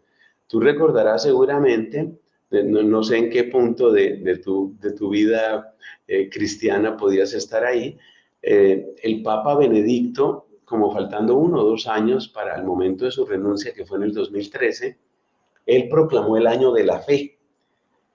Y una frase que me quedó grabada y que se me repite de vez en cuando es que decía el Papa Benedicto: no demos la fe por descontada. La fe no es una posesión que uno pueda decir imperdible, y que ya con esto nos quedamos Sí. y ya la tengo, ¿sí? Como el que recibe, por ejemplo, una esmeralda, la encierra en una cajita y ya la tengo, ya la tengo. No, la fe no es eso. La fe es una realidad viva, es un don que no cesa de brotar del corazón de Dios como regalo para nosotros, pero también es una tarea que no cesa en nosotros. Entonces, tenemos que trabajar en eso, que Dios en su misericordia algunas veces hace regalos, eso también hay que decirlo. En mi caso, pues esto sucedió el 5 de mayo del año 2018. Estaba yo celebrando la Santa Misa en la conclusión de un encuentro bellísimo con la Renovación Carismática en Paraguay. Y bueno, a mí me conmueve y me humilla tener que decir esto, me humilla pues por mis pecados, pero yo experimenté en el momento de la consagración, yo tenía la hostia sobre mi mano y experimenté como en el momento mismo de las palabras de la consagración, la hostia se llenaba de temperatura, es decir, se calentaba sin ninguna explicación. En un momento que cerré mis ojos, la sensación que tuve, que es para mí lo más conmovedor que probablemente haya vivido como sacerdote, lo que yo sentía era la presencia de una mano humana que me tocaba mi propia mano, mi propia mano. Entonces, es un regalo, es decir, yo no he hecho nada para merecer eso, yo diría que más bien yo he obrado en contra de todo lo que Dios me ha regalado por su bondad a mí. Es un puro regalo, pero yo digo, más allá de esas experiencias que Dios las da cuando quiere y a quien quiere, y uno nunca las merece, más allá de eso, la fe de la Iglesia es perfectamente clara a este respecto. Y sobre todo, miremos algo, como todo don de Dios, el don de la presencia real en la Eucaristía es por nuestro bien. Dicho de otra manera, Dios no gana nada con eso. Más bien, como dice la expresión tradicional en castellano, cuando el Santísimo está expuesto a que nos burlemos de él, expuesto a que lo profanemos, expuesto a nuestra indiferencia. Pero lo que nosotros queremos como católicos es que él esté expuesto a nuestro amor, o sea, que respondamos con amor al amor de él. Ese es el deseo, ese es el propósito. Muchas gracias por abrir este espacio para compartir esta experiencia y por favor que todas las personas que nos estén escuchando se tomen en serio el amor de Dios, porque como han dicho tantos predicadores y yo debo repetir hoy, no se nos olvide que Dios no nos amó en serie, como se hacen carritos en una fábrica, sino que nos amó en serio. Nos amó en serio, hasta la sangre, hasta la muerte. Y por eso también la carta a los Hebreos dice, atención, que ustedes no han llegado hasta la sangre en su testimonio por la fe. Yo creo que esa admonición nos viene muy a tiempo en los tiempos en que estamos. Así es, padre. Excelente su respuesta. Y hablando precisamente, padre, del Concilio Vaticano II, y de hecho veo que hay personas que están escribiendo sobre este tema, y de hecho pues también conversé con un amigo que me dijo que él los fines de semana iba donde la comunidad de San Pío X. Tengo entendido pues que en un principio pues estos obispos que pues luego la iglesia excomulgó, al principio pues habían como firmado pues como todos los documentos del Concilio Vaticano II y pues luego pues no sé si fue que se arrepintieron o comenzaron a hablar en contra de todo esto, ¿no? Y tengo entendido pues que fueron excomulgados, ¿no? Y luego Benedicto XVI pues como que revocó pues esa decisión de los lefebristas, ¿no? ¿Qué opinión, pues, padre, pues, no sé si nos puede dar como esa opinión personal de esas comunidades?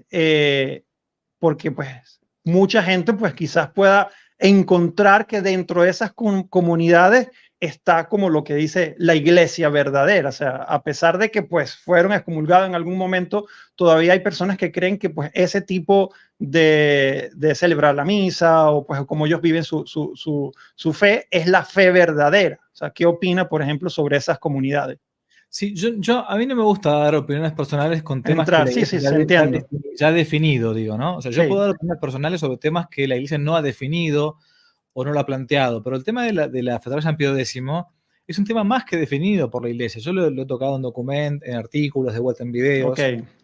A ver, no voy a hacer acá una historia del tema porque sería súper injusto, aparte no tengo todo de memoria. Lo que yo sí puedo decir es que Monseñor Lefebvre, que es el fundador de la Fraternidad San Pío X, fue un eximio, excelente misionero. O sea, porque todos conocen a Monseñor Lefebvre por Por la excomunión. claro, por San Pío X. ¿No? La vida Sí. de él empieza mucho antes de esto. Fue un enorme obispo, arzobispo en África francófona, encargado durante décadas de formar sacerdotes en África. O sea, un misionero de primera, excelente, eximio.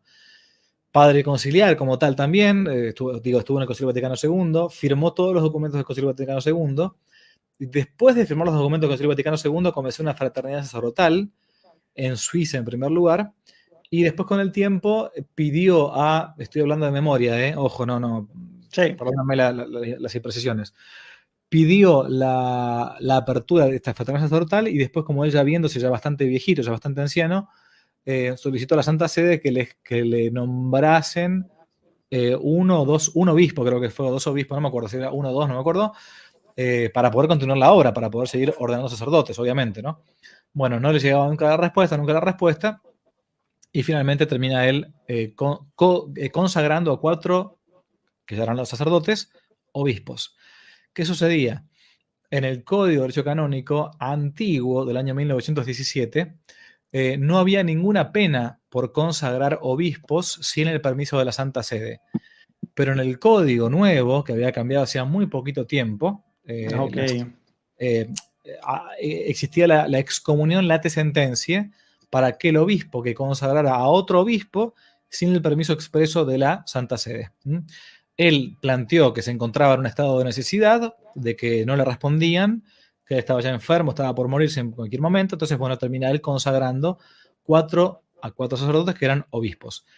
Él y dos obispos más creo que eran consagrantes, no me acuerdo exactamente el número. Bueno, por lo tanto le cayó la excomunión a él, la sentencia, a los co-consagrantes y a todos los consagrados, ¿no? Eso fue, si no me equivoco, en el año 87. Después, con el tiempo, como decías antes, el Papa Benedicto XVI le levanta la excomunión a todos esos obispos. Lefebvre ya estaba muerto, porque murió poquito tiempo después. Y después, poco a poco, la Iglesia ha ido sacando documentos para, de alguna manera, regularizar, digamos, la situación canónica de la Fraternidad San Pío X. Entonces, por ejemplo, al día de hoy, qué sé yo, no sé, estoy hablando, los sacerdotes pueden perfectamente confesar, sea lícita como válidamente, o sea, las dos cosas, son lícitas sus absoluciones y son válidas al mismo tiempo. Después pueden también casar, o sea, administrar sacramento de matrimonio siempre y cuando lo permite el obispo del lugar, o lo permite el párroco y no me acuerdo si el párroco tiene que estar junto con el cura que casa, o tiene que delegarlo, bueno, no me acuerdo la historia. Después, la misa que celebran será desde el punto de vista canónico, desde el punto de vista de hecho positivo, nada más hablo, ¿no? Ilícita, pero es totalmente válida, o sea, hay consagración, o sea, consagran el cuerpo y sangre del Señor, etc. Bien, ¿qué ha dicho siempre la Iglesia? La Iglesia siempre ha dicho lo siguiente, que aquellos que participan de esas misas, ¿no?, que se cuiden siempre de no tener una mentalidad cismática, una mentalidad sectaria, una especie de yo voy a esta misa porque de este modo me estoy separando de la Iglesia de Roma, ¿no? Que te digo más, mucha gente cree que los lefebristas son sedevacantistas, eso es falso, eso es mentira. No son sedevacantistas, todos aceptan el Papa de turno, estarán de acuerdo o no con algunas cosas o con muchas cosas, pero no, jamás, no es así. Lo que yo sí veo, esto sí, ahora sí es una opinión mía, personal, totalmente personal. Hasta ahí lo que dicen los documentos de la Iglesia. Lo que yo sí veo es que por la situación que a veces se da en la Iglesia, por esta confusión de la que hablábamos al principio, se tiende a tener un ambiente cerrado, sectario y, no digo cismático, pero sí al menos a veces cerrado, como somos nada más que nosotros la Iglesia y ustedes no lo son. Y ustedes se pueden salvar porque están en ignorancia invencible respecto del resto de las cosas. O sea, son como diríamos los protestantes, digamos. Ustedes se salvan, bueno, sí, por buena intención, por buena voluntad, pobrecitos, ¿no? Entonces, lo que yo sí, cuando alguien me ha consultado sobre ese tema, digo, mira, si usted va a ese lugar porque, bueno, quiere ir a ese lugar perfectamente, bueno, sepa, estas son las cosas que dice la iglesia. Lo que yo sí le digo es lo que también la iglesia dice. Tenga cuidado en no meterse en una especie de mentalidad sectaria o cismática o lo que sea, porque te diría que a veces es más de los laicos que de los curas, de todas maneras, ¿no? Pero bueno, eso es lo que te puedo contar. Sí, de hecho, pues no, disculpen a las personas que están escribiendo muchos comentarios, o sea, es complicado y por el tiempo que tenemos leerlos todos y el padre responderlos, por eso quise, pues más o menos en todos los comentarios que he recibido en videos, pues simplificarlos acá, pero aquí una persona, pues escribió algo que me parece como extraño, porque tengo entendido que incluso la iglesia, en algunos casos de iglesias protestantes donde bautizan en el nombre del Padre, el Hijo y el Espíritu Santo, pues ese bautismo es válido. Y aquí dice Joa que su hija fue bautizada en San Pío X y en el Nuevo Ordus no le quieren aceptar en catequesis. ¿Qué puede hacer? Eso está como raro. Tiene que ser un error. Sí. Grave, bastante grave, del párroco o de la secretaria parroquial o quien sea. Normalmente no solamente que es válido, si hasta el orden sagrado de un cura es válido, digamos. Por ejemplo, yo he conocido casos de sacerdotes de la Fraternidad San Pío X que se han ido de San Pío X y se han ido a una diócesis, por ejemplo. Sí. Bueno, si aceptan a un sacerdote válidamente ordenado, imagínense como una criatura que fue bautizada, ¿no? Basta que haya bautismo trinitario, significa yo te bautizo en nombre del Padre, del Hijo y del Espíritu Santo, con la intención que tiene la iglesia de ser un hijo de Dios, lo que ya sabe es suficiente, ya está, se acabó. Que vaya a otra parroquia, que vaya al obispado, punto, al obispado de la diócesis. Ok, sí. Ok, perfecto, padre. Padre, y por ejemplo, pues siguiendo en este tema de buscarnos, formarnos, de no caer en estos extremismos, en confusiones, en que somos una sola iglesia, no es que el católico tradicional, o el católico modernista, o el católico carismático, somos católicos y ya como usted bien lo dice. Pero ¿qué hacer, padre? Por ejemplo, hoy en día tenemos estos espacios que son una gran bendición, ¿verdad?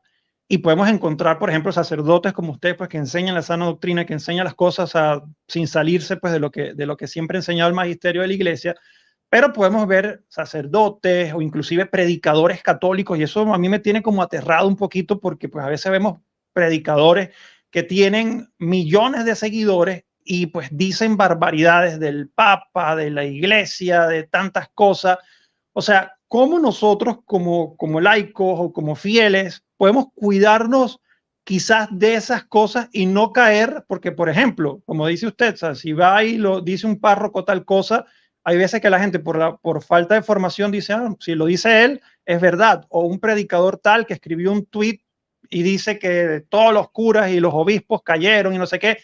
Y yo me aterraba porque, por ejemplo, cuando yo vi eso, tenía miles de likes y de respuestas. Yo digo, wow, o sea, hay mucha gente que le sigue a lo que diga cualquier persona. O sea, ¿cómo podemos cuidarnos de eso? Bueno, en primer lugar, que la cantidad no hace a la verdad, ¿no? Es como una vez una publicidad que vi en broma, ¿no? Que decía, coma excremento, millones de moscas garantizan su gusto, ¿no? O sea, no porque millones de moscas pongan like a un tweet, eso va a ser verdadero, ni va a ser tampoco el sentir normal de la gente que son con sentido común, ni nada. Bueno, de vuelta, volvemos al principio, perdón, pero si nosotros tenemos una mala formación, vamos a escuchar al primer, entre comillas, influencer de turno o al primer cura que aparezca por ahí.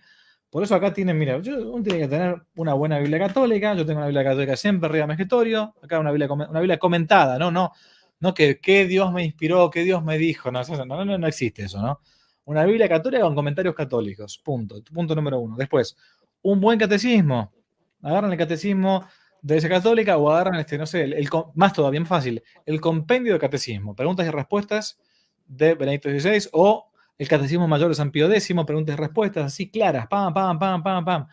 No puedes errarle en eso, no puedes equivocarte, están todas las respuestas ya durante siglos. Me gustará más cómo predica este, me gustará más cómo predica este otro. Bueno, esos son temas de forma. En cuanto al fondo, la iglesia es una porque tiene una sola fe, no varias fe. Entonces, no va cambiando su doctrina conforme cambian los tiempos. Pero en gran parte es porque tenemos esta fe adolescente o infantil con mala formación. Perdónenme que les diga. A ver, acá cuánta gente. Mira, me voy a fijar, voy a hacer una cosa pedante. Hay 450 personas viendo En el chat vivo. en vivo. Ok. Yo le pregunto a vos que estás escuchando ahí, 451, 50, 49, me da lo mismo. ¿Cuál fue el último libro que leíste? Entonces pensá un segundito. ¿Cuál fue el último libro que leíste? Pero no estoy hablando de libros de tonteras, de novelas. ¿Cuál fue el último libro de espiritualidad católica, de formación bíblica, de formación moral que leíste? Probablemente de los 450 que hay, la gente que nos va a ver después del día de mañana, Pocos. pocos. Pocos, pues yo me animaría a decir casi el 1%, el 2%, muy poquito. Porque nos quedamos, como San Pablo decía, con la fe del carbonero, con la fe elemental, sencilla, la predicación, el bautismo, la comunión, confirmación, y se acabó la historia. Y después creemos que esto es formación, que estar viendo un video de YouTube es formación. Esto no es formación. Esto es, si querés, un inicio, un link, un hipervínculo para que uno, qué interesante. Para que te cause, sí, la curiosidad, ver las ganas. Está bueno lo que dijo Miguel Ángel, está bueno lo que dijo el cura buenísimo. Soy bastante ignorante, capaz que me tengo que formar. Bueno, padre, yo no tengo tiempo porque trabajo todo el día, soy medio animal de carga. Bueno, a ver, hoy hay un montón de audiolibros. No estoy hablando de entrevistas como en vivo que estoy haciendo yo ahora. No. Libros. Estos son libros, papel. Lo que tengo atrás son libros, no es un decorado. Toda esta habitación, esto no es un estudio, es una biblioteca. O sea, uno no se forma con podcast de un ay, lo que el cura dijo de la homilía de hoy. No. Agarrar la Biblia, leer un buen comentario, vayan a la catedral de Santo Tomás de Aquino, vayan a ver el catecismo, lean la síntesis de espiritualidad católica del padre José María Iraburu, un libro cortito, muy cortito, no puedes no pasar tu vida y no leerla. Lo elemental, un buen libro de moral, Rollo Marín, los buenos clásicos. Si no tenemos una fe elemental, entonces viene cualquier, entre comillas, influencer o predicador o cura o obispo o quien sea, y me dice algo y uno queda ahí como pedaleando en el aire que no sabe bien a quién creerle. No, un momentito. Formémonos, no podemos ser tan brutos. Qué bueno, padre. Ya me quedan 2 preguntas, padre, para ir finalizando, porque ya vamos a alcanzar la hora y pues me imagino que igual tiene que seguir pues en sus actividades, también descansar. Padre, por ejemplo, yo he conversado con personas también y tengo como no una duda, sino pues quiero como claridad a ese tema, porque hay veces que las personas creen que para ser cristiano hay que vivir en sufrimiento, como en desolación, o sea que bueno, voy a aceptar todos los sufrimientos y voy a vivir una vida así como muy triste, ¿no? Porque pues me llamó la atención, entrevisté a un hermano religioso y él me decía, nosotros no venimos a este mundo a gozárnoslas, sino a buscar la salvación de nuestra alma, ¿no? Y obviamente pues tiene toda la razón, pero me quedó como sonando como eso de no venir a gozárnoslas, o sea que, y otra persona también me decía, también en una entrevista que tiene una comunidad, y me decía, en ninguna parte de la Biblia habla sobre que los matrimonios vinimos para ser felices, sino para perseverar en la fe. Entonces yo decía, ¿será que hay como un concepto que uno no puede ser feliz en este mundo y vivir a Cristo siendo felicidad? O sea, ¿qué opinión o qué nos puede decir al respecto sobre esa creencia de que hay que sufrir para ser un verdadero cristiano o hay que vivir quizás en la pobreza extrema para ser un verdadero cristiano? Bueno, para ser un verdadero cristiano no hay que vivir en la pobreza extrema porque de hecho no es un mandamiento de la ley de Dios. En todo caso es un precepto evangélico o un consejo evangélico, si queremos para ser más específico, un consejo evangélico de aquel que nuestro Señor le dice al joven rico, si quieres ser perfecto, ve y vende todo lo que tienes sobre los pobres, ¿no? Son los consejos evangélicos, no es un mandamiento, no es un mandamiento de la ley de Dios, ¿ok? Entonces, no hace falta abrazar la pobreza efectiva, o sea, eficazmente dejar todo para ser cristiano. Sí hace falta, eso sí es verdad, hace falta abrazar la pobreza afectiva, que significa que uno no le ponga el corazón a las riquezas, ¿no? Porque nuestra riqueza no está acá abajo, no está en el cielo. Entonces, yo puedo tener mucho dinero y ser un hombre millonario, ¿no? Y ser un muy buen cristiano. ¿Pero por qué? Porque no tengo apegado mi corazón a esas riquezas. Y por esta razón, tanto podía estar con Cristo un apóstol que haya sido, que era pobre pescador, como José de Arimatea o Nicodemo, que eran ricos, ¿no? Entonces, Claro. y no tenía problemas con eso, porque tanto rico como pobre, o sea, sería más bien comunista decir que para ser cristiano hace falta ser pobre, digamos, ¿no? Eso es un discurso marxista más que otra cosa. Bueno, Sí, a su vez tampoco es real y es verdadero esto que para ser cristiano el programa siempre es sufrir. Eso no es así. Nuestro Señor nos salvó por medio de la cruz y por lo tanto tenemos que ser amigos realmente de las cruces y no enemigos de las cruces que Dios nos manda, ¿no? Pero el hecho de estar sufriendo todo el tiempo como una especie de penitente permanente no es la vida tampoco normal del cristiano, aparte tampoco lo aguantaría uno todo el tiempo. O sea, nosotros y eso sería en todo caso una especie de vida o una herejía dentro de la historia de la iglesia llamada el jansenismo o el puritanismo, que todo es pecado, todo es malo, todo tipo de placer es malo. Perdón, el catecismo mismo nos dice que el hombre y la mujer cuando se unen en el matrimonio tienen un doble fin. El primero y principal es la procreación de la prole, ¿no?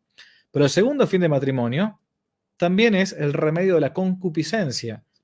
O sea, el poder remediar ese deseo sexual natural que hombre y mujer tienen de fábrica. O sea, no es algo malo. O sea, tanto es así que varón y mujer se santifican en el acto conyugal. Entonces, imagínate, si fuera horrible traer hijos al mundo, se acabaría mañana el mundo. O sea, bueno, entonces, el placer per se no es malo. El dolor tampoco per se mismo es malo. Es malo en tanto y en cuanto yo los use mal o los use bien, ¿no? Si los ponga como un fin de mi vida, entonces será malo. O sea, el estoicismo, el estar todo el tiempo sufriendo, tampoco es católico eso, ¿no? O sea, podrá ser que yo me privo de una cosa sabiendo que es algo bueno para poder dominar mis pasiones, para poder hacer penitencia. Entonces yo, por ejemplo, llega el viernes, entonces los días viernes no como carne o hago ayuno más de una vez por semana o más o lo que fuere, o duermo sobre una tabla y no le pongo el colchón. Bueno, pero el colchón no es malo per se o el descanso no es malo per se. Yo me estoy mortificando porque quiero de algún modo dominarme o pagar por mis pecados o lo que fuere. Pero la vida cristiana no es solamente eso, digamos, ¿no? Y eso te da la pauta de que hay en la vida, en la historia de la iglesia, santos de todo tipo. Tendrá santos penitentes como, no sé, San Pedro de Alcántara, un monstruo de la penitencia, o el santo cura de Ars, y tenés otros santos que no soportaban mucho la penitencia. Por ejemplo, Santo Tomás de Aquino no soportaba mucho la penitencia. San Felipe Neri no soportaba mucho la penitencia.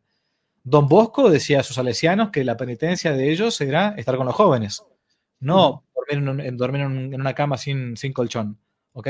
Bueno, entonces cada santo se va haciendo como el Espíritu Santo lo va marcando. Ok, excelente, padre. Y ya como la última pregunta, padre, para finalizar, en estos tiempos, pues, de confusión, como pues bien lo hablamos durante esta hora, gente que apoyan una cosa, gente que dicen otra cosa, comunidades, situaciones que vemos dentro de la iglesia, que el obispo tal hizo tal cosa, que el sacerdote tal celebró una bendición de pareja del mismo sexo. O sea, vemos tanta bulla en las redes sociales y generalmente pues no son cosas buenas las que se hacen como virales, ¿no? De la iglesia. Y las personas hay veces que sienten como ese temor o esa tristeza de qué va a pasar con la iglesia o qué está pasando con la iglesia. O sea, cómo pues animarnos ante estas situaciones que vemos. Por ejemplo, estamos este mes celebrando los que celebran obviamente el tema del orgullo LGTB y todas estas cosas que vemos que son corrientes que se quieren meter dentro de la iglesia. Incluso, tristemente, algunos sacerdotes apoyan estas cosas. ¿Cómo no desanimarnos en la fe cuando el mundo nos bombardea todas estas cosas de la iglesia? O sea, cómo mantenernos firmes, vivir una fe feliz, a pesar de esas cosas que pues cada día vemos por redes sociales o por televisión o los medios en general. Bueno, San Pablo decía que es necesario que haya herejes, ¿no? Dice San Pablo, decía esto, oportet esse hereses, decía San Pablo. Famosa frase de San Pablo.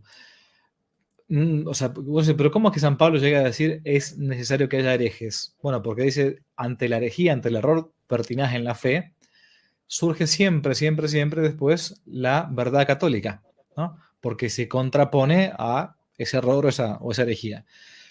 Es normal que en la iglesia haya crisis y haya persecuciones incluso desde afuera o desde adentro. Quien crea que es la única que estamos viviendo ahora en todos los 2000 años, porque no, de vuelta, no conoce la historia de la iglesia. Yo en unos días más, por si a alguno le interesa, voy a publicar en mi canal de YouTube una conferencia entera que di acerca de la crisis del arrianismo, ¿no?